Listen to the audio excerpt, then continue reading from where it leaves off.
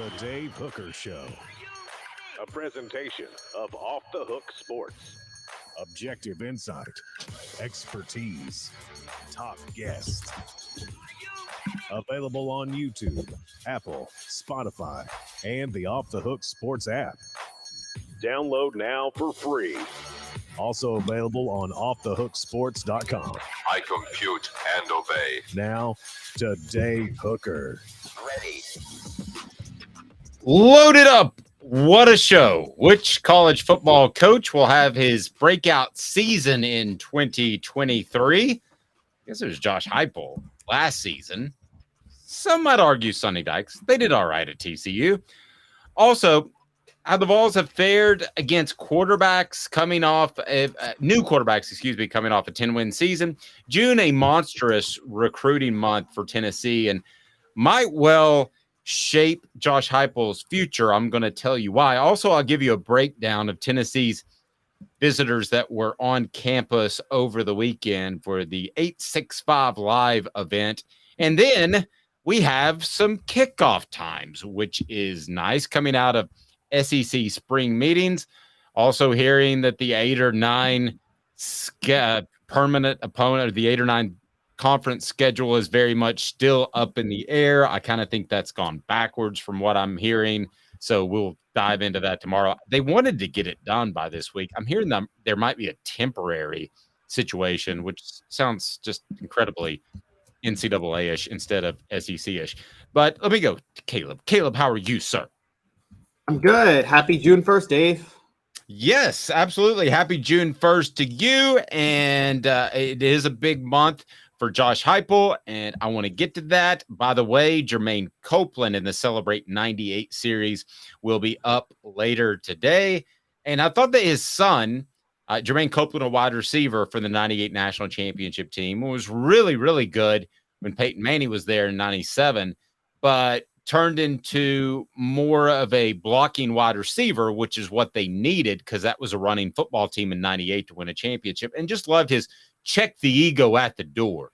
He didn't care. He caught all kinds of balls in 97 from Peyton Manning, and then the offense gets dialed down with T. Martin.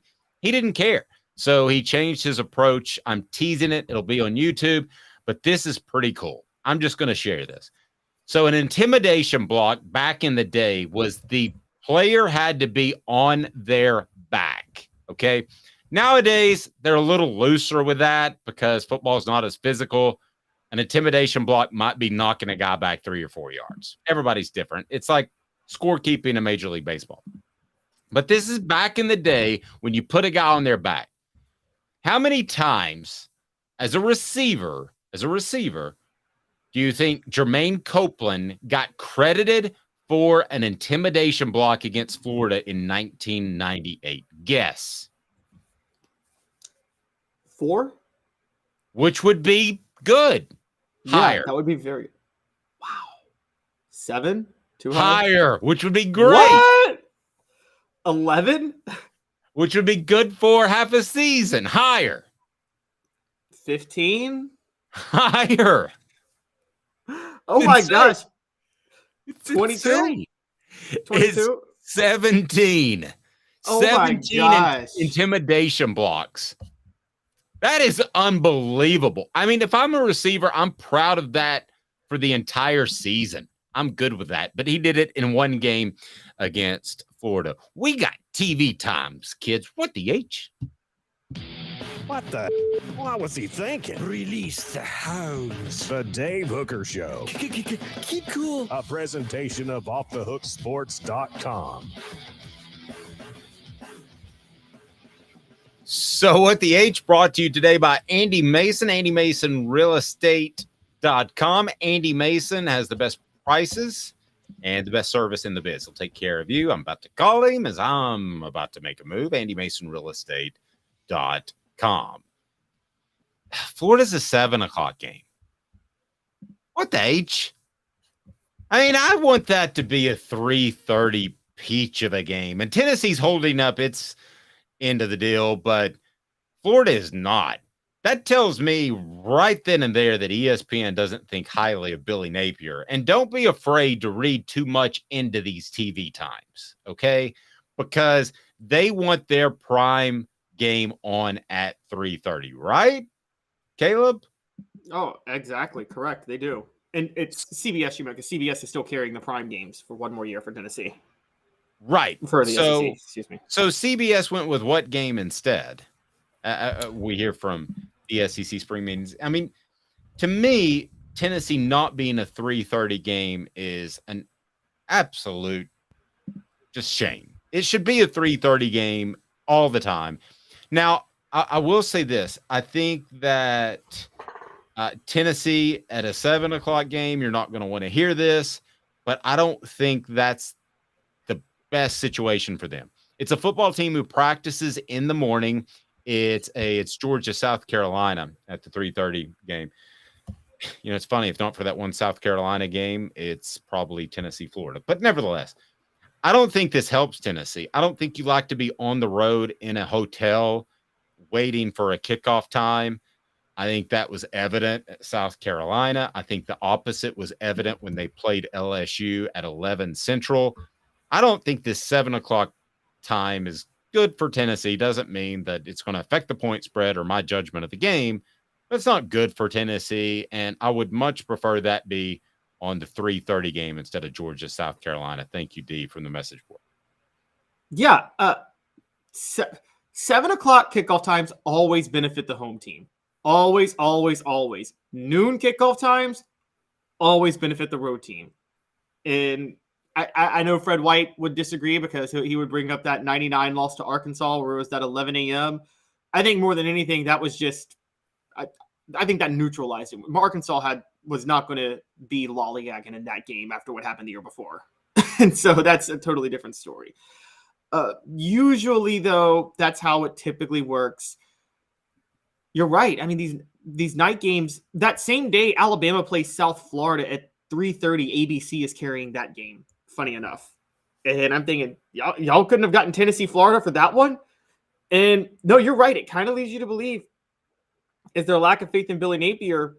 Is that going to creep into Tennessee? Are they going to relax a little bit too much for this Florida game? They shouldn't. You should never relax for Florida if you're Tennessee, if you know anything about history in this series. But yeah, I think a favored team on the road, the worst setting is to play a night game when you're a favored team on the road.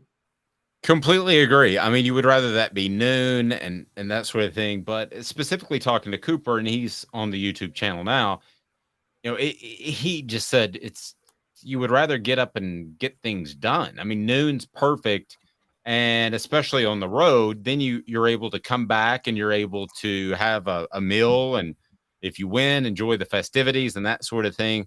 But a 7 o'clock game is just terrible for any road team. But we do know this. The crowd will certainly be into it, whether it's 3:30 or 7 o'clock. That crowd is pretty raucous. Now, Florida can be taken out. I've seen that happen before, where they just disappear for 2 quarters at times. But they're going to be ready to play that game, and the fans will be ready because of the revenge factor as well. Yeah, and can we talk a little bit of history on this? Because for those who don't know, Tennessee, Florida made the SEC on CBS. Just for that game made it. And that's never going to be a thing again. We thought this would be the last year for it, but with it not happening and the SEC moving from CBS, I think there's something a little from 96. I wrote about this yesterday. It was in the CBS primetime game. It kicked off SEC on CBS from 98 to 2001. Those 4 years, the college football world stopped for that game. Yep. And it lived up to its billing, and it's sad that that's never going to happen. But Tennessee fans can take solace in the fact that even though Florida dominated towards the end, and it's barely a rivalry now, the last time they played on CBS, Tennessee got the win last year. Good history there. Jacob Warren says, what? What's up, everybody? This is Jacob Warren asking you to like, subscribe, and share. Dave needs this. He does. So go ahead and do that right now. And we'll have Cooper Ray's giving you some tips as well coming up. I had an interesting recording session with him yesterday. Cooper is absolutely fantastic. Check it out on the YouTube page. Josiah-Jordan James will return to the Vols. How big of a boost is this, Caleb, in your mind? The Triple J back at the UT. This is huge for Tennessee. They have, and I wrote this yesterday, the most loaded team in the SEC now, basketball-wise. And they're constructed the way they've always needed to be constructed, which is to say their transfer, they got Chris Ledlum, Josiah-Jordan James returning. Those are going to be stretch four guys that play in the post. So Rick Barnes is going to play small ball. That is a huge, huge deal for Tennessee because I've been screaming at him to do that. I've been saying your defensive specialists need to play at the 4, and you need to have sharpshooters at the 2 and the 3. Your wing needs to be another sharpshooter with your 2. They are loaded with those. The only real question for Tennessee at this point is who's going to back up Zakai Ziegler at point guard when he comes back, because you don't really want Santiago Vescovi moving over into that role. So they need to find somebody. But Josiah-Jordan James back is incredible. And remember, guys, he battled injuries last year, but he's averaged over 10 points a game the last 2 years, despite being the defensive specialist. If he can have one healthy season and a full offseason and up his 3-point shooting to maybe 35%, I mean, there's low-key All-American potential with this guy. Remember, he was once a 5-star coming out. No, I think it's monstrous. Now, you think that Rick Barnes will shift his thinking to be more small ball, or does he have to do it because that's his roster? It's his roster, but he chose this roster. And for those who don't realize, Tennessee, they were already maxed out on scholarships, by the way. So Josiah-Jordan James is coming back as a walk-on. NIL money's having something to say about that. But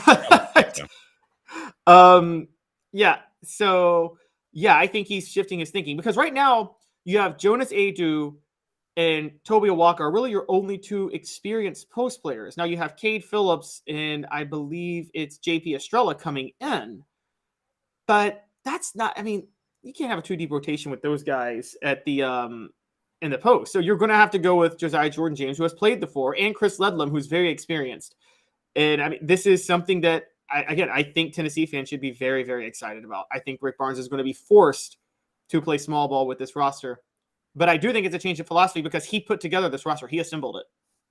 What are your thoughts on where Tennessee can get? What's the glass ceiling for Tennessee? They're the Blue Bloods of North Carolina, Duke, Kentucky. I don't think they can ever get there, but what can they do if this program takes off and has more postseason success than Rick Barnes is used to? I mean, you could always see a national championship with Tennessee. See, I agree. I thought you were going to set the goals a little bit lower, but I totally agree because of the NIL money. And the NIL money is there. We've seen it in football. I think we did see it with Josiah-Jordan James coming back. Here's the other thing. You have the facilities in the Pratt Pavilion and Thompson Bowling Arena. So you don't have to ask donors to build that. You just say, hey, get us the next Victor Wembanyama. I mean, that is your goal, is to find that next guy, and he can make $10 million a year, and Tennessee can win a national championship. Say they did it. It's kind of like jumping out of an airplane, skydiving. I did it. I'm done. I'm good. Or running a marathon. They could do that and turn that within 3 to 4 years. I am not exaggerating whatsoever for effect. Yeah, and also, unlike football, there aren't structural disadvantages really to any college. Any college basketball program could break through. There's not.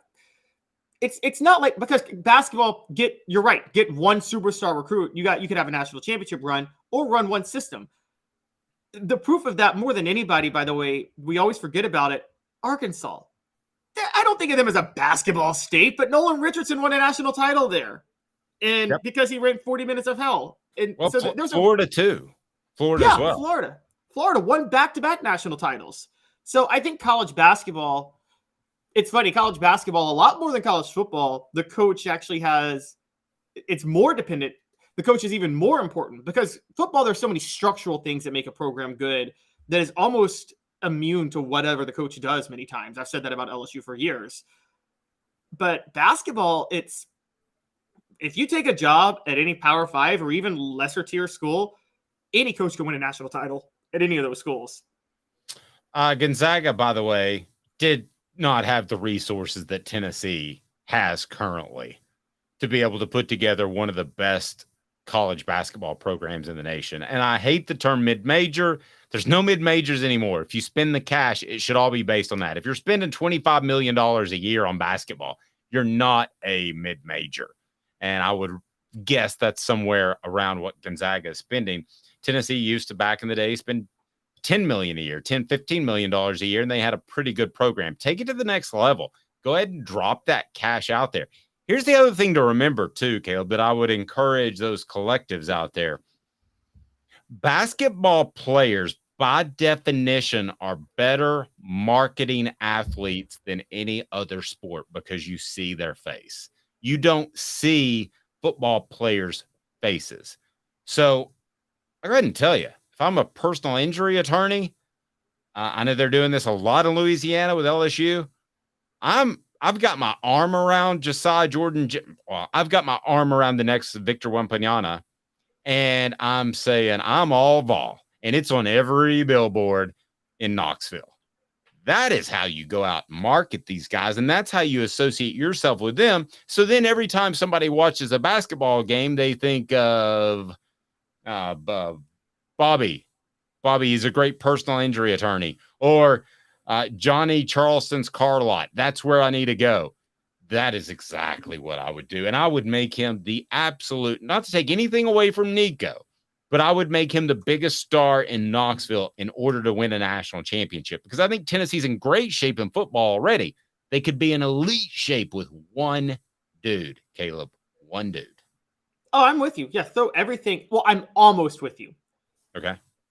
Because I track this in pros now. I think the market has actually I would say this is relatively recent. I would say this is only 10 years ago this was true, but it is true now. Basketball players were by definition more marketable than football players, except for quarterbacks. Quarterbacks have surpassed basketball players in terms of marketability. And just let's go to the NBA. I believe Patrick Mahomes has the richest contract in any sport now. Now, NBA players are the richest players by far of any sport, and they deserve it. But quarterbacks are the richest players specifically. And let's be honest, they deserve it. Patrick Mahomes is more marketable than any NBA player right now, bar none. Okay, well, let me ask you this then.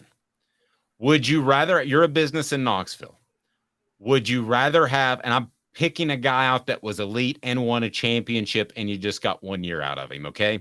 So I'm going to go with Carmelo Anthony. Forget about the issues that he may have had in the NBA and all. I'm just going with what he did at Cuse, okay? So would you rather have Carmelo Anthony and he win a national title or whatever Nico does? I'm still taking Nico. 3 years of Nico. First of all, you get you get 3 years of Nico. You get one with Melo. And also, you can win a national title buying a quarterback just like you can buying a basketball player. It happened once with Melo, where they got I'm not saying Syracuse bought him, but a one and done that won a national title. It also happened in football with Cam Newton. Auburn's like, let me get Cam Newton for a year, and we got a national title coming out of this. And national titles in football always outweigh national titles in basketball. But you don't know that.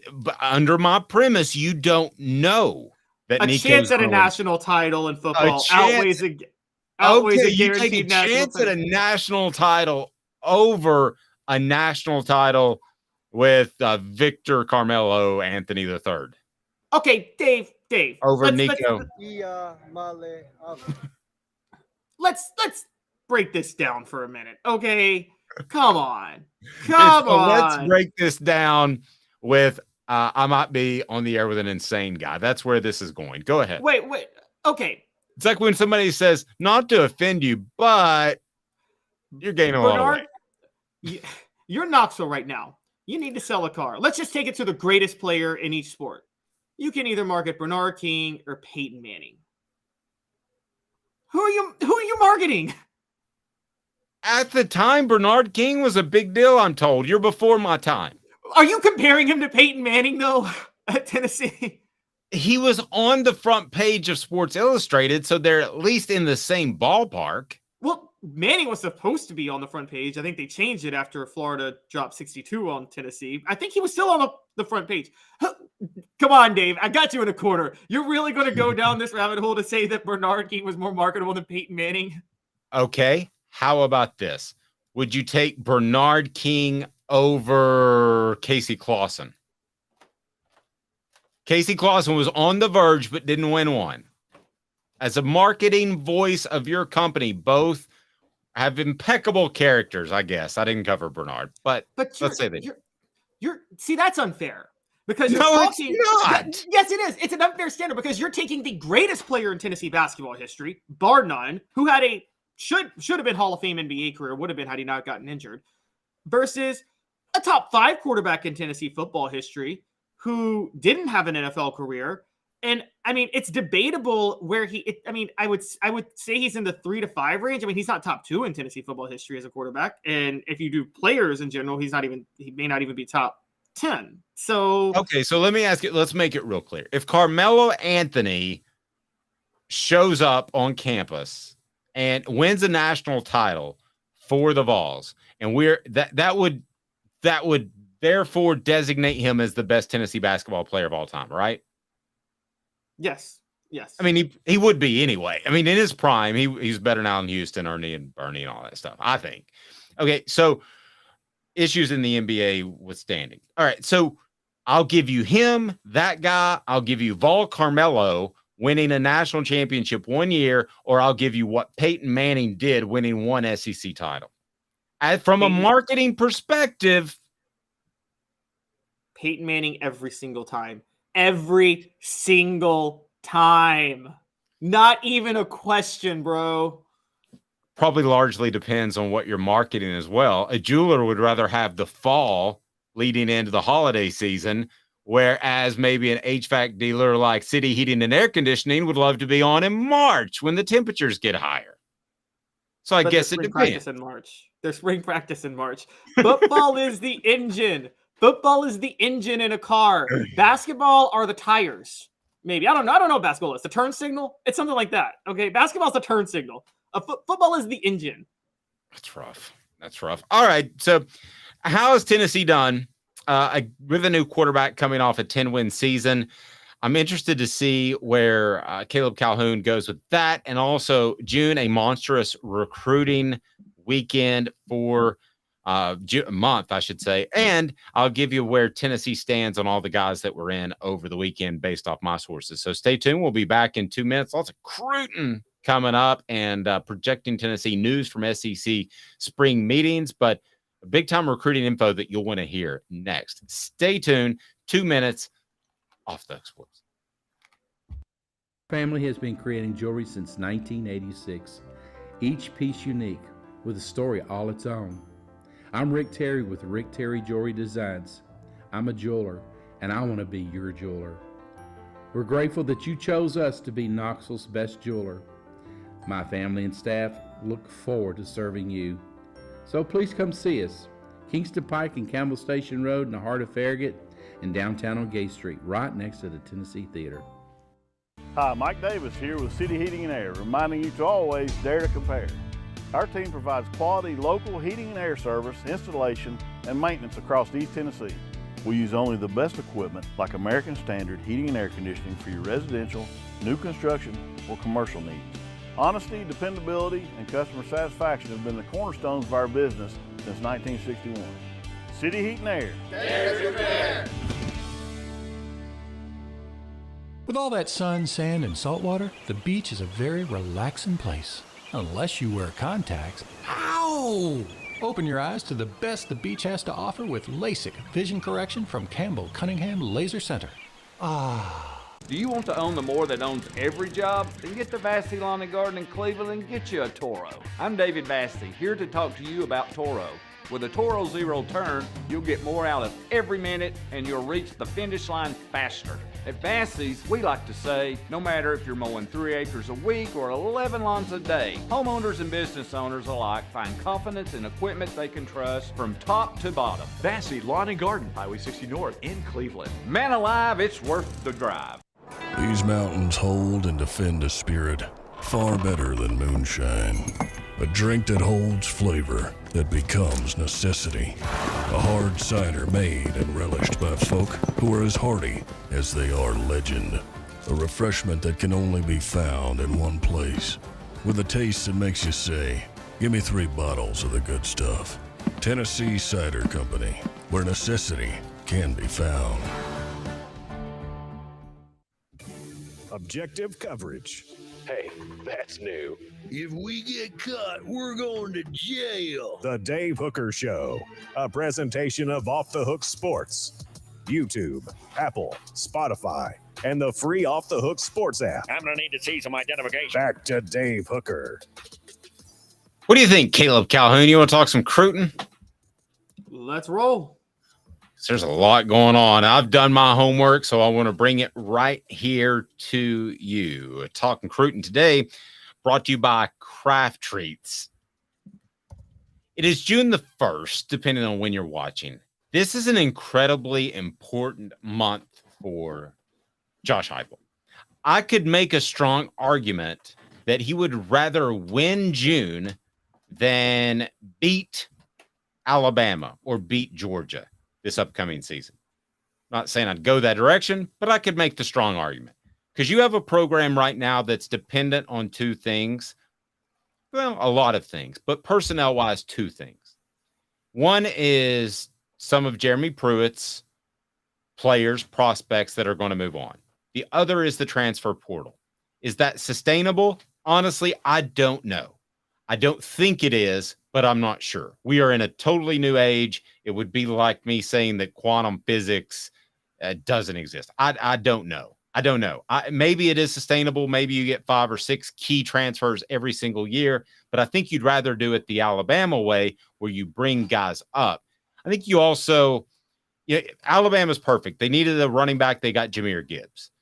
They're bringing guys up through the program and they keep that culture. I have real concern after the guys that, I've gotten to know, in particular Jacob and Cooper, but there are other leaders in this program. Milton would be one. Hooker would have been one as well. And I could go on and on and on. Trey Flowers is one.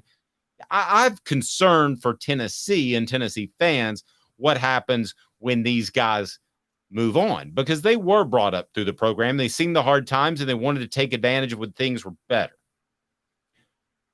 But the next group might not have the same attitude.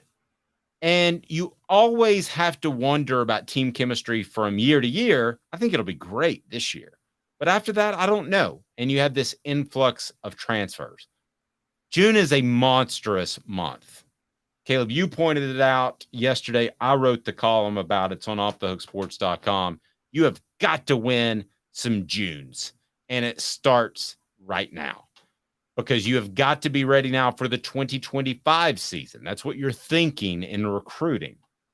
I don't think Tennessee got a major haul of elite contributors that are going to be ready this upcoming season.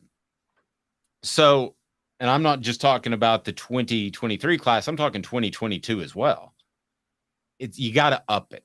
And Caleb, you can go in and you can recruit guys early and you can make them, you can make project players and all that. And that sounds good. And that works at UCF. But you got to go toe to toe and tell Nick Saban or Kirby Smart, I'm here to battle you. And I don't have to win every battle, but in particular with the area around Atlanta, you win 2 or 3 this year, then it could lead to a pipeline or at least a trickle of prospects coming out of the Atlanta area. And that is when Tennessee will be, air quotes, back. I agree with everything you said. This is the most important June of Josh Heupel's tenure at Tennessee. It's the most important month, maybe, of his entire tenure at Tennessee. It will define the program, because I'll go out and straight up say it. It's not sustainable, relying on the transfer portal. There have been reports that the market for NIL is stabilizing. I think it was the Wild West. A lot of businesses started throwing money, but what they're going to learn really fast, and you know this, Dave. We just talked about last segment throwing money at basketball players versus football. Football's a lot harder to project than basketball. So throwing money at these transfers or anything like that, it's really hard to know exactly if they're going to fit in, and they can't just keep doing that. So at some point, Josh Heupel's going to have to go the old school way of getting commitments, elite commitments. He has got Tennessee at a place right now, riding a wave of momentum after last year's 11-2 season to do that. Now, here's how this all plays out. 2023 is still going to be reliant on transfer portal players and Jeremy Pruitt recruits, give or take a couple of spots. He needs to be successful in 2023, and he needs another transfer portal haul in the 2023 to 2024 season. But he needs a loaded 2024 recruiting class. So that way, by 2025, he's ready to go. Recruiting class a year. If it's an elite recruiting class, you give it a year before it really takes over the program. And so 2025 will be the first year he's going to have to rely on his recruits. That means the 2024 class has got to be loaded, and the most important month in recruiting season now is June, bar none. Totally agree. So Tennessee right now has the Merklinger quarterback, Jake, out of Savannah, Georgia, which is great. I mean, you always want your next quarterback, but I think out of the Atlanta area would be very significant. And then they've got Jeremiah Hurd, who's a 3-star guy. No offense against Jeremiah. That's not the type of guy I'm talking about. He's out of Rome, Georgia. I think you got to go out and I don't think Tennessee's ready at this point to do the major haul when they got Cozy Coleman, Jamal Lewis, and Deion Grant, which would have been 95, 96, 97. It would have been 96. They got those 4 guys. Yeah, right. Okay, so, but what you can hope for, I don't think you're ready to hope for that yet. But what you can hope for is the class before that. That just happened to be the number 1 class in the nation. But that had the Jeff Colemans of the world, the guys that did provide that pipeline into other states, Fred White's of the world. That's what you're hoping for. And then next year's your gangbuster class. But listen, guys, I'm going to tell you right now, Tennessee was 10th in recruiting, which sounds good. And Butch Jones would tell you that is he's a champion in life already. Give him the trophy. But that's 6th when you include Texas and Oklahoma in the SEC. That's 6th. That's behind Alabama, Georgia, LSU, Texas, and Oklahoma. That ain't getting it done. Tennessee will need to be pressing right up against that top 5. And if you're saying, Dave, 10 and 5, that's not that big of a difference. I covered recruiting for 20 years. It is a huge difference. It's the difference between a couple more 4-stars or maybe one more 5-star. And if Tennessee isn't able to do that this year, this month, then I've got concerns moving forward because you're right. They have all the momentum. Nobody's harping on the South Carolina game now. They're harping on the fact that Tennessee was number 1 and won 10 games. It was fantastic. Caleb, that's where Tennessee needs to be. They need to get that. I'm not saying the number 1 class in the nation. They need to get some of those cats where they go toe-to-toe, eye-to-eye with Kirby Smart, and they win those battles. They say, we can win, and then they don't have to evaluate guys early and hope they continue to develop as prospects, which is what they've done at this point. Yes, and if they don't do that this month, that is when we are going to look back on that South Carolina game. Because I can tell you right now, Tennessee, that South Carolina game costs Tennessee 3 recruits right now, who, if they had those 3 recruits, it'd be a top 5 class easily. Not even a question. And so that game is going to, if they don't have the momentum, do what they need to do in June, that South Carolina game will prove way more costly than just not making a college football playoff in 2022.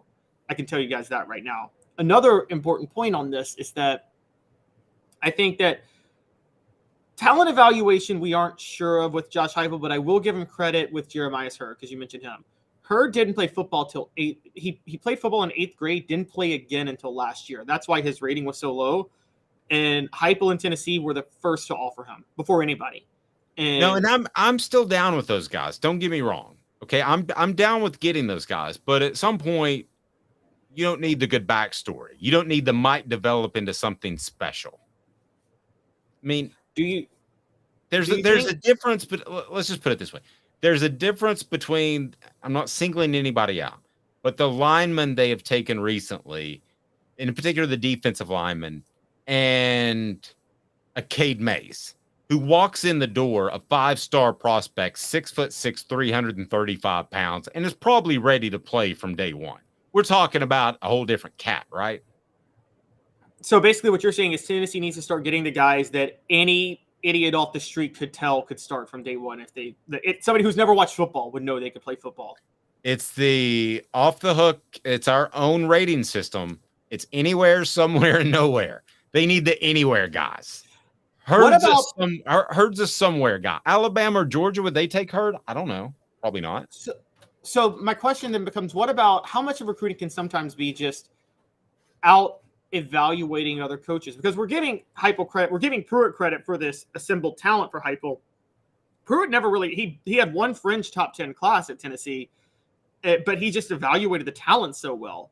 Is that sustainable long term, or do you always, is it one of those things where you're going to have to win over the obvious guys? I think you definitely should evaluate some guys at a higher level and have those guys in your class that you point to that said, Georgia, Alabama didn't care about him, but we knew he would be great. Jamal Lewis was that guy, as we discovered during our Celebrate 98 series. That sounds crazy now, but Georgia wasn't high on Jamal Lewis. So Tennessee was. I know it sounds crazy in retrospect, right? Yes, but also, again, that was Ray Goff. I agree, but Kirby Smart, everybody makes mistakes. So you've got to take advantage of those mistakes. So I'm not discounting early recruiting. I'm not discounting being a better talent evaluator, but you've got to win a third of your battles on head-to-head 4-star guys against Georgia, right? Right? Yeah, now, Travis says, I disagree. We aren't a prototypical team. Okay, and I'm glad you brought that point up, Travis, because Tennessee has several advantages. They have, I think, a real offensive guru / wizard as its head coach. That's huge. They have NIL, which is huge. But if you want to take the next step and be elite, I think they've got to beat Georgia from time to time and Alabama for some of the top guys. Yes, this isn't the 90s where Spurrier could just get a bunch of track stars in his backyard and be an offensive genius and out-scheme everybody. That doesn't happen in the SEC anymore. And so he's going to actually have to actively go out and get some talent. And again, also that was happening in the 90s when nobody else everybody ran 2 cornerbacks and a slow safety, so it was easy to run his offense. So yes, Josh Heupel is an offensive wizard. I fully agree on that. But you do have to get a certain level of talent to run that philosophy. Again, one, you need fast receivers. Now, he's got a pretty good pipeline of receivers coming in and out. But you also have to have good interior blocking because Heupel's offense doesn't work if the run game is not a legitimate threat. It just doesn't. This isn't Mike Leach in the air raid. No, I agree. And a question on the message board, I wasn't referring specifically to Cade Mays and his size. But I'm Darnell Wright, they got up to that size. They turned him into that sort of player. So it's not an issue of being too big or too small. Now, you certainly don't want the guy that, I don't even remember his name, that Butch got, another Butch reference, Lyle, that you don't want the guy that they got out of Florida. Do you remember him that was like 248 pounds, an offensive tackle? I mean, he was horrible. And a question, he wasn't going to play. And a question about Peyton Lewis. Peyton had interest from Alabama, Auburn, Boston College, Cincinnati. That might end up being a great get where Tennessee was ahead of the curve. But I think Alabama and Auburn were certainly interested. Is that a huge win? No, but it's a significant win. That's certainly a step in the right direction. I got no issue with that whatsoever. It's today's tough question. Where does Tennessee need to be in recruiting for June to be a great month? Today's tough question. Take a side. Take a stand. The Dave Hooker Show, a presentation of offthehooksports.com. Okay, recruiting rankings are stupid, but it's what we got. And the simple fact is how successful an individual website is covering a program will affect their recruiting stature. You get an extra star if you go to this school because they've got a big site on a network. That's just the way things go. I'm not calling anybody out. You can decide for yourself. That's why I like the 247 composite. So when I look at that composite, I think it's the closest we've got to a thermometer of the temperature. And I'm going to say that Tennessee needs to be a top 5 school in recruiting to compete for championships each and every year. I do not think that's a reach whatsoever. Is that too strong, Caleb Calhoun? Every year, I think that might be a little too strong. I don't even think they were top 5 class every year in the 90s. The 95 class that Fred White was part of wasn't even top 10, funny enough. I think 2 top 5 classes, 3 top 10 classes, and 4 top 12 classes. But 1 can be out of the top 10 and 1 can be out of the top 5. But you need a minimum of 2 top 5. Well, I was specifically talking about this upcoming class. Oh, this class. This class has to be top 5. This class needs to be top 5. Yes, it's because they haven't had one yet. And as you've pointed out, with Tennessee and the politicking of recruiting rankings, when Tennessee has a top 5 class, it's probably about a top 7 class or top 8 class. So they had the number 10 class last year. That probably means they had the number 12 class, honestly. And Tennessee needs to have a top 5 class. I think the most important thing is they need to make sure they're top 10 in every recruiting service. So people tout 247 composite last year for top 10, but they weren't top 10 on Rivals. Now, I don't know how people feel about Rivals with On3 emerging now. I don't know if they're as credible as they used to be. You probably know more about that than I do. But unfortunately, I've heard that I know On3 seemed to poach a lot of the Rivals recruiting analysts when they came on board. So I don't know which side is in better shape between the two. But Tennessee wasn't top 10 on Rivals. And I actually go composite, and then this might surprise you, but when it comes to the elite guys, not all 500 prospects, but the elite guys, I like ESPN's crew. But they just don't have the manpower to be able to judge 500 guys. So when they talk about their top 300, I do think they hit that pretty much with a nail on the head. Now, let's take a look at Tennessee's 865 Live recruiting weekend that happened over this past weekend. And we know that Tennessee picked up Peyton Lewis as a commitment, but that was going to happen on Saturday. So what did Tennessee actually accomplish? Well, I think they would have loved to get a commitment from Boo Carter out of Brainerd. We've talked a lot about him, a 4-star athlete prospect. Here's what I'm hearing, that he'll end up at Tennessee, but this whole Colorado thing with Deion Sanders certainly has his attention. So I'm not ruling that out at all. I think he could end up at Colorado, but if I had to make a bet, I feel 60-40 Tennessee, and Colorado certainly in that 40%. He's kind of a weird bird. He switched high schools. He seems to flirt with Tennessee a lot, but does he love Tennessee? I don't know. I guess he's going to end up telling us, but don't be surprised if that takes until the early signing period in December. Yeah, and this also is missing out on Boo Carter is not as big of a gut punch, but when you combine it with missing out on Walter Nolan a couple of years ago, that's going to be a big red flag for Josh Heupel if that happens. Now, I'm not going to put that on Josh Heupel too much. I got to say this. The NIL collective for Tennessee needs to get a little bit smarter about how they spend their money. I'm not saying that it's bad to throw $8 million at Niku Iamaleava, but I am saying you don't spend all your money there and let Walter Nolan get out of Knoxville. Because quite honestly, I think he went to Texas A&M because Texas A&M had more NIL money. I have no problem saying that up front out loud right here, even though that's technically against the rules. And no, I think you're right. Yeah. And if you're Tennessee, you don't let Texas A&M outbid you for Walter Nolan. You can't let Colorado outbid you for Boo Carter. I don't know what Colorado's NIL initiative is right now. I know Deion Sanders selling the glam probably has some advertisers wanting to get involved. So I'm intrigued by that. But to the NIL collective, to Spire Sports, don't let these defensive stars get out of East Tennessee. Throw your money at them. Josh Heupel needs them. Yep, I agree. This list is brought to you by Craft Treats. Go to crafttreats.com, use the promo code off the hook, and you will get 20% off your purchase. Don't forget about the Chill Pills that has the CBD dog treats, will help with your pet's digestive issues, arthritis, and also anxiety. It's pretty awesome, the Chill Pills, but they've got non-CBD as well. Use the promo code off the hook. get 20% off. So the guy that everybody wants to hear about, and you're not going to have anything definitive on him anytime soon, is 5-star linebacker Sammy Brown, 6'2", 230 pounds, out of Jefferson High School. I think Tennessee has a shot, but ultimately it would be hard for me not to pick Georgia. Feel free to jump in if you got any thoughts on these as I run through them. I actually think I think Clemson's in the lead for Brown, so I think Tennessee should go all in, if anything, to make sure he doesn't end up at Clemson. For those who don't know, Clemson's a bigger threat. Clemson's success is a bigger threat to Tennessee than Georgia long term. Georgia's going to be Georgia; they're that good. But if Clemson's good, that ices out another recruiting area for Tennessee.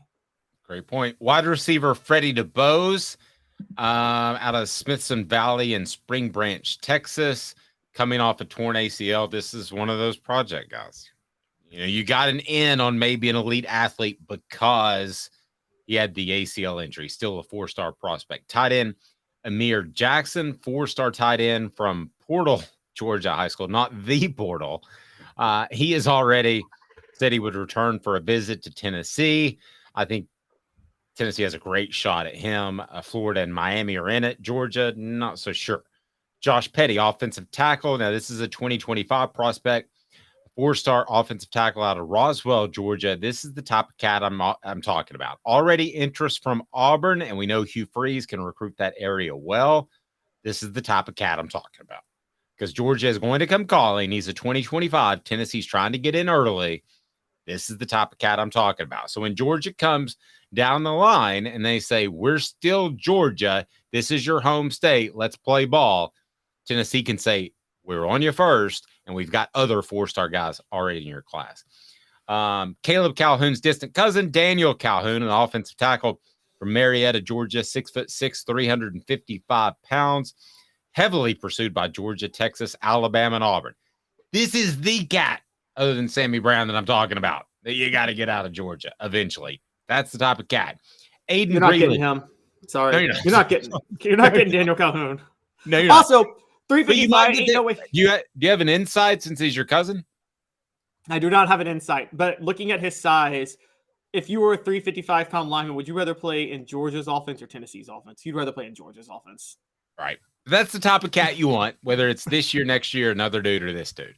Aiden Breland is out of Santa Ana, California, 6'5", 290 pounds, 4-star defensive lineman. This is the guy where you flex your muscle because, hey, I'm Tennessee, and I've got the recruiting budget to go out to California and pull cats. And Nico certainly helps you. And Nico's from Mater Dei, isn't he?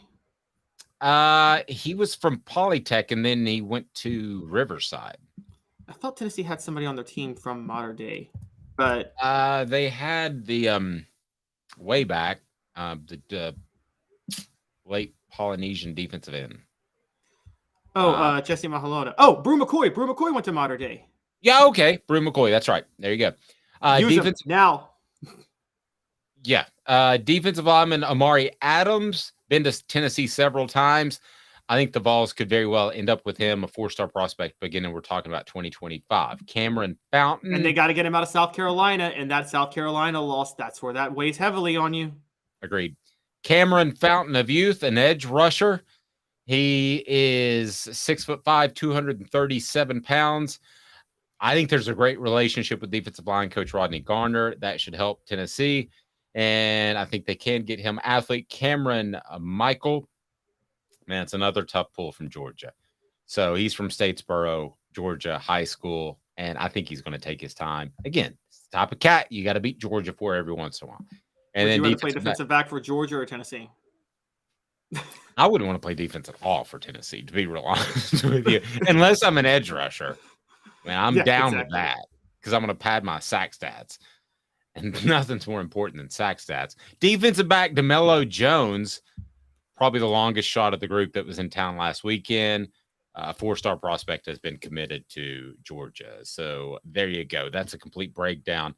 The visitors want to be sure and thank Caleb Giroux, who's killing it on offthehooksports.com. He couldn't join us today, but he is absolutely slaying it in recruiting. So, and we're free advertiser base. So how about that? So yeah, Tennessee had some cats in there that they want to land that would be those sort of game-changing type of prospects. and they bundled them with Peyton Lewis, who they knew was going to commit, Merklinger.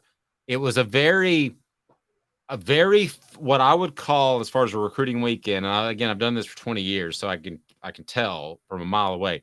It was very focused on the guys that I mentioned, the 4-star guys, because you have a good family feel in guys that are already committed.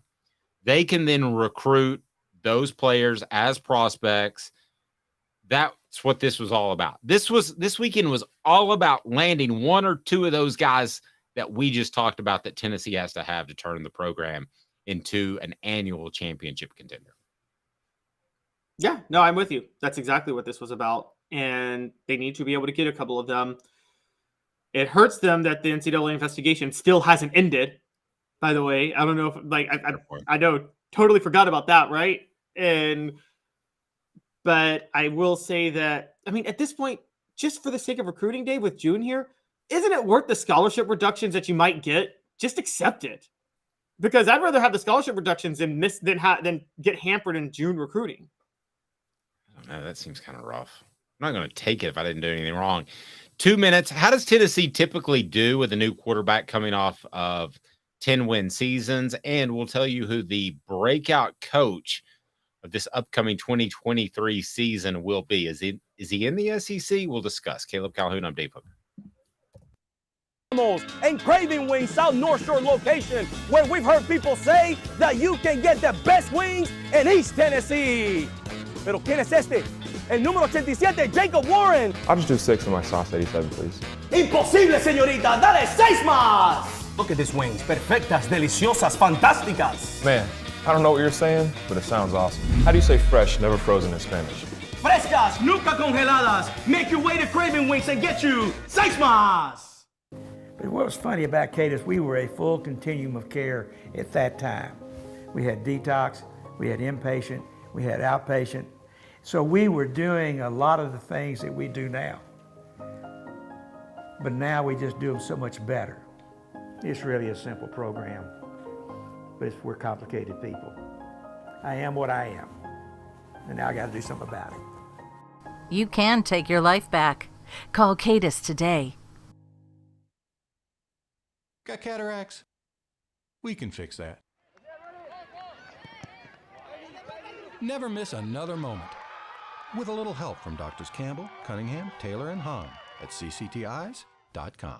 Do you want to own the more that owns every job? Then get to Vassey Lawn and Garden in Cleveland and get you a Toro. I'm David Vassey, here to talk to you about Toro. With a Toro Zero Turn, you'll get more out of every minute and you'll reach the finish line faster. At Vassey's, we like to say, no matter if you're mowing 3 acres a week or 11 lawns a day, homeowners and business owners alike find confidence in equipment they can trust from top to bottom. Vassey Lawn and Garden, Highway 60 North in Cleveland. Man alive, it's worth the drive. Our family has been creating jewelry since 1986, each piece unique with a story all its own. I'm Rick Terry with Rick Terry Jewelry Designs. I'm a jeweler, and I want to be your jeweler. We're grateful that you chose us to be Knoxville's best jeweler. My family and staff look forward to serving you. So please come see us.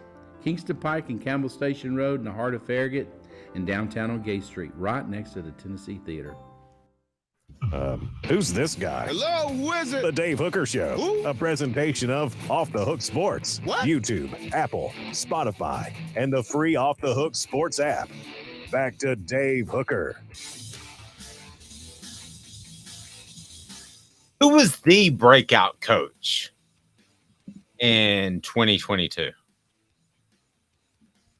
The breakout coach in 2022 was, I think it was a tie between Josh Heupel and Sonny Dykes. You can go either one of those. Even though Sonny Dykes had broken out in the past in Cal, you can re-break out. So you can break out again. And double breakout.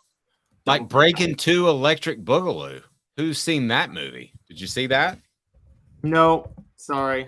Sorry. Okay, fine. There are some times where the sequel is better than the original.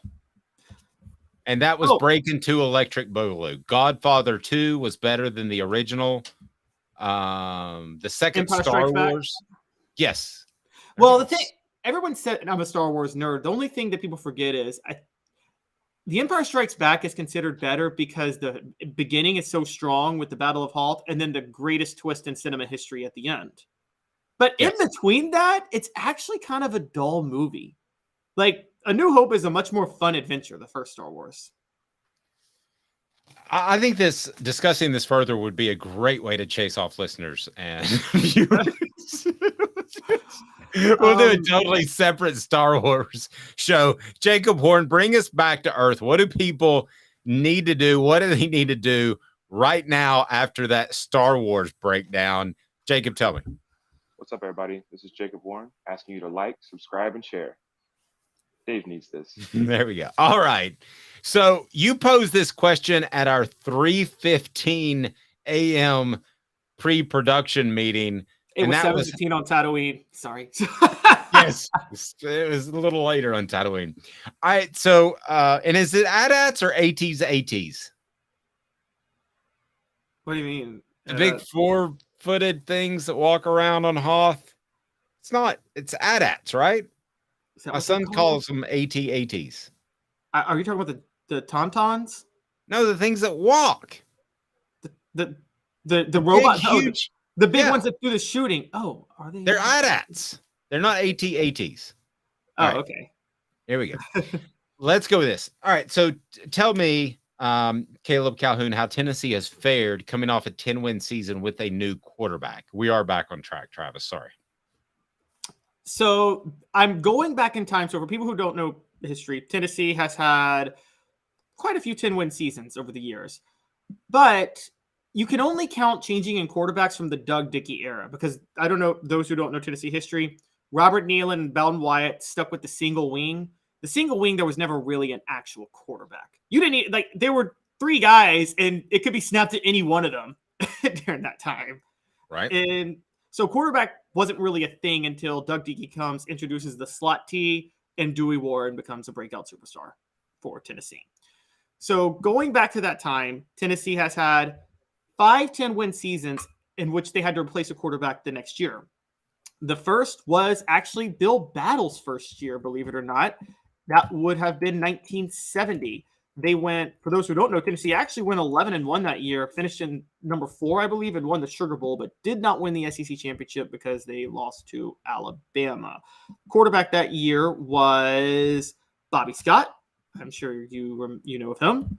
He followed Dewey Warren, won the SEC in '69. That was actually a very successful quarterback. The next year, sentences with, well, you know. So who's going to win Saturday? Well, you know, I think it'll be Tennessee. Go ahead.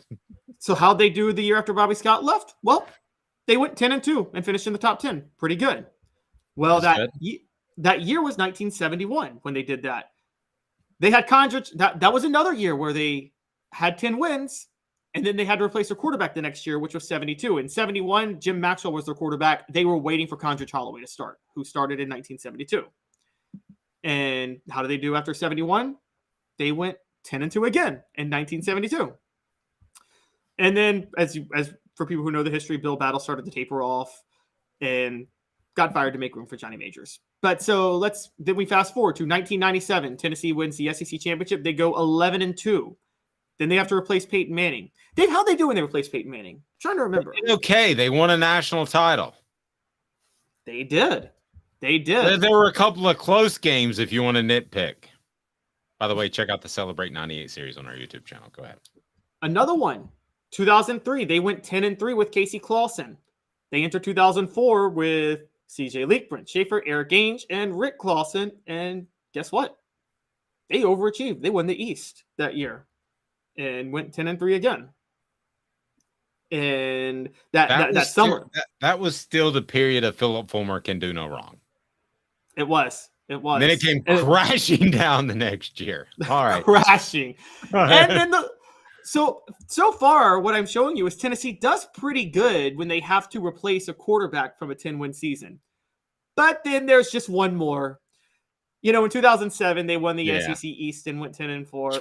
And then 2008 happened. Yeah, and they fired their most legendary coach, one of the 2 most legendary coaches, definitely the most legendary coach in the modern era. So that went south quick. I don't think that's going to happen to Josh Heupel with Joe Milton this year.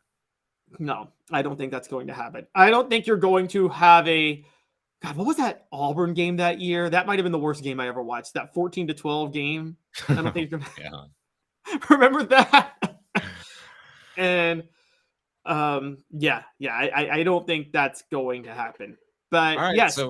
So Caleb stoking the optimism once again. He's already picked a national title for 2024. And now he's saying that Tennessee, is a close second place in the college football championship game. Is that what you were saying this year? Well, no, because they don't have Derek Dooley coaching them. So he would get That's the key.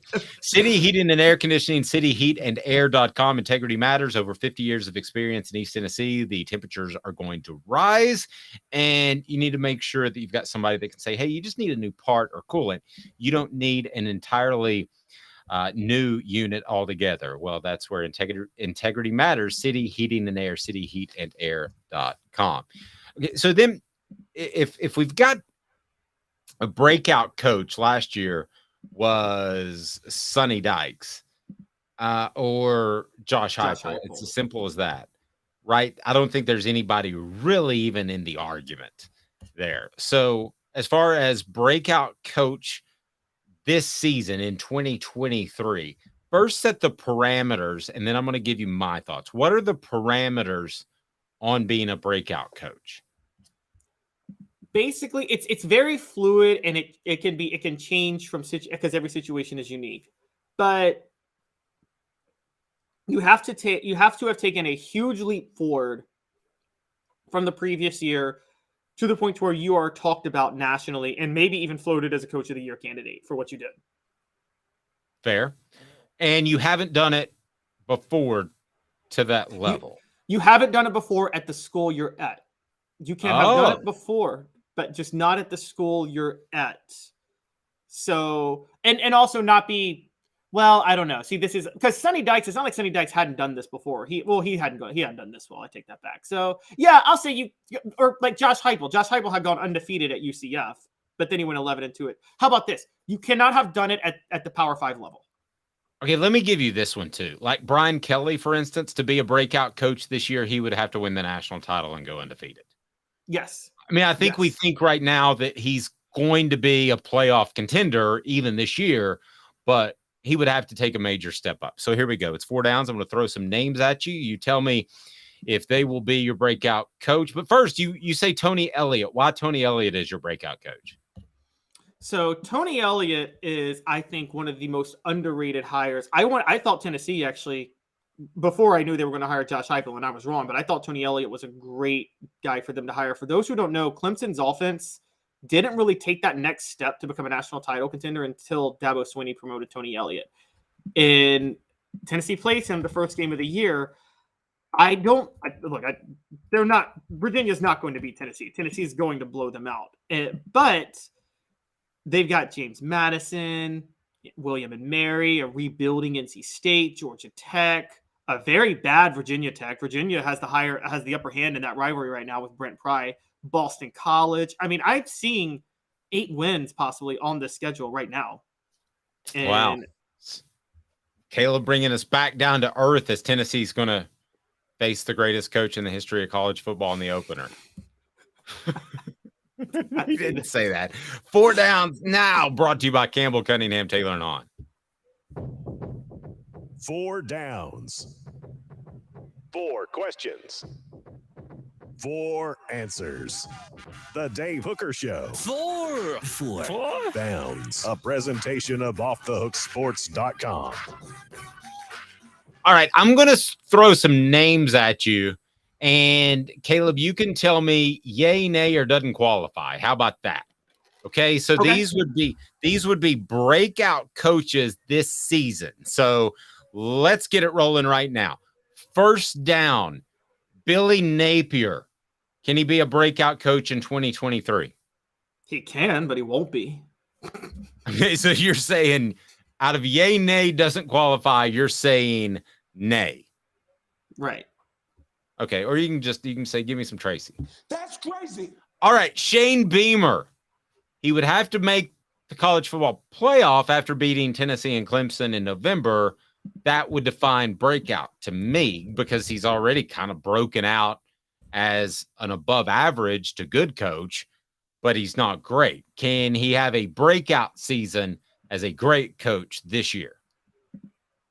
He could, but he won't. I think he had a breakout month. He had a breakout November, and that's going to be the highest moment of his life as a coach. Not of his life, but of his coaching life. Of his life. Forget about having kids and stuff and getting married. South Carolina fans say, why don't you shut the hell up? All right, so Eli Drinkwitz, can he be a breakout player? That's You crazy. mean breakout coach? Breakout coach.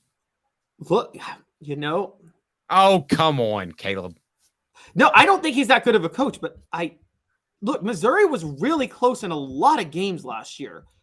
The SEC East is horrible. They return a lot of talent, and I'm looking at their schedule. South Dakota, Middle Tennessee, Kansas State's at home, Memphis. Yeah, I don't think the East is horrible anymore. I think Tennessee's really good. We know Georgia's good. I think that Kentucky forced Will Levis to play at times for whatever reason when he was hurt. I think they'll be better. And I think Florida will be better if they find a quarterback. I don't think the East is as bad as you. I think Missouri's beating Florida at home this year. Interesting. Okay. So yes, I'll say breakout. So Drinkwitz was third down. And by the way, people at SEC Media Days, what did you have to say about Eli last year when he went on the Jim Rome show and blasted Tennessee for no reason? You suck. Oh, right. What about Hugh Freeze? That's my guy. Hugh Freeze, breakout player. Hey now. Breakout coach, you mean? Coach. No, because there's no way he's going to outdo his best season at Ole Miss this year. He's not. Like, he may do that in a couple of years, but he's not going to do it this year.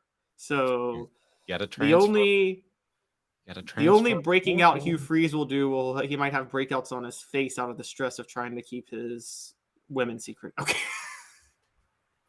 I wonder if he looks at escorts the same way as players with the small ankles thing. Because he looks at all players with small ankles. Do you determine the potential of an escort based off their ankle size? That's a good question. I don't know. Yeah, I can't answer that, but I'm going to guess yes. Oh my God, I'm going back to Family Guy. You don't want like a escort with a big, huge ankles, do you? That's a red flag. I'm going back to Family Guy one time, and they made this joke of Bill Clinton was in town because he was judging a cankles contest. Oh, wow. Travis does judge women by their ankles. My best friend in high school, his dad did that too. Okay. I'm not going with the big ankles, but I don't know that there's a difference between average ankles and small ankles. There's a difference in my eyesight, and it's because of Campbell, Cunningham, Taylor, and Hahn. Not wearing glasses or contacts anymore. They took care of my LASIK. Can also do your cataract procedure. It is absolutely fantastic. And they're local. Campbell, Cunningham, Taylor, and Hahn. Give me some other guys out there that could be breakout coaches in the 2023 season. And then I'll let Tracy Morgan and Hank Kingsley give you my take on whether or not they could be breakout coaches. Are you ready? Are you ready to not have your head explode? Yes, Jacob. What should we do? What's up, everybody? This is Jacob Warren asking you to like, subscribe, and share. Dave needs this. All right, let's go. I'm ready. I'm your huckleberry. What do you got? Give me a coach. Clark Lee at Vanderbilt. I'm seeing 6 wins this year. That's not, you can't break out of Vanderbilt. So you and I have different definitions. So I won't argue with you on that, but I just don't think you can have. If you win 6 games at Vanderbilt, you should be hired for a job anywhere because that's like one of the hardest things to do. James Franklin did that, and I think he beat my high school as one of the wins. It got him the job at Penn State. Okay. Travis says you're high. All right. Vanderbilt's going to start 4-0, guys. They're going to start the season 4-0. They're beating Wake Forest this year. You can't be a breakout guy at Vanderbilt. You can just go get another job. I mean, breakout's like, holy gravy. This guy's incredible. You're beating a bunch of punks. People were saying that about James Franklin at the time, even though they were wrong because they were like, holy, this guy finished in the top 25 at Vanderbilt. I still say that about him. Yes, but national media was all about him. I mean, he's gone to Penn State and done nothing. All right, Caleb. Who else? Okay, so let's move out of the SEC for a minute. A guy that no one's really talking about, who under the radar did a really good job last year at Texas Tech, Joey McGuire went 8-5, and I think I would know Joey McGuire if he delivered my UPS parcels tomorrow. So he installed the Bryles offense at Texas Tech, and watch out. This is his second year. I'm going to give you a hey now because I don't know. Hey now. All right. Who else you got? So another one that, would you say this is a breakout or would you say he already broke out? Which was Mike Elko at Duke. Went 9-4 last year. No one's really talking about that, but did go 9-4. Well, he has to, in order to get to be a breakout by our standards, he would have to make. He's got to go. He's got to go like 11-2. Yeah, or something like that. It's not happening. You don't think Duke can go 11-2? No. Who else you got?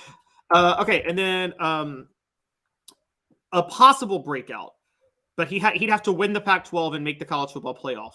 Could be Dan Lanning at Oregon. Hey now. I like that one because I think his schedule is easy too. So could he slip into the college football playoff? Certainly. Give me some more names.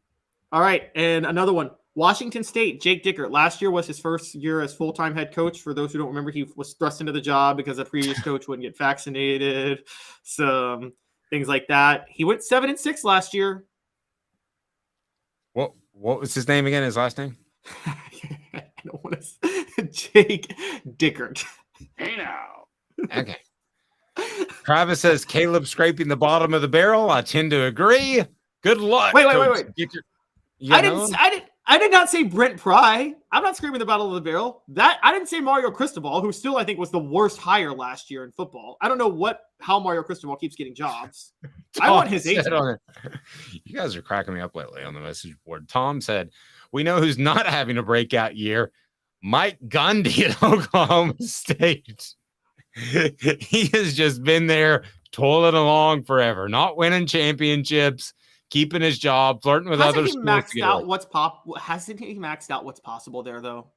He's like he got an NBA Supermax contract. Yeah, I mean, he's got his really weird career. It would be like if you chose to write a book about somebody, he would be the last because it would be so boring. You've got the 40 thing, you've got the mullet. What else you got? The dancing in the locker room. You got the crazy loss to Iowa State. Hey, he was part of the game that literally changed college football. For those of you who don't know, the college football playoff came into play because Alabama got to have a rematch with LSU in 2011. The only reason they got that rematch was because Oklahoma State blew a 24-7 lead to Iowa State on a random Friday night. Oklahoma State wins that game. They go play LSU for the national title. They get destroyed, and the BCS still exists. I think losing to Iowa State was the best thing that could have ever happened to Oklahoma State because they get to complain about not playing for the national title when they would have gotten clobbered had they played for it. What was that coach's name again? Mike Gundy? No, for that. Jake Dickert. All right. Have a fantastic day, everyone. He's Caleb Calhoun. I'm Dave Hooker. We're live each and every weekday at 10 a.m. offthehooksports.com for your best recruiting coverage and more. Have a fantastic morning, night, evening, day, whatever it might be, everyone. For Caleb, I'm Dave. Off